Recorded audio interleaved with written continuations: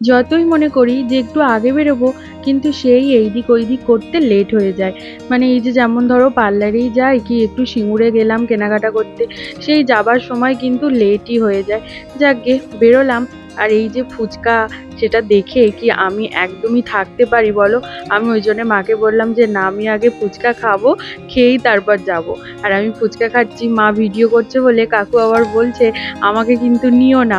আমি আবার বলছি না, তুমি বেশি বেশি করে কাকুকে দেখাও। এই কাকুর ফুচকা খেতে কিন্তু ভীষণ ভালো লাগে। তারপর এই যে পার্লারে চলে এসেছি। এটা একদম আমাদের বাড়ি থেকে জাস্ট একটুখানি গেলেই আর কি এই পার্লারটা। তো আইব্রো করা হয়ে গেছে, এখন আমি এখানে দাঁড়িয়ে আছি। আর মা গেছে ওই দোকানটা থেকে ভাজা কিনতে।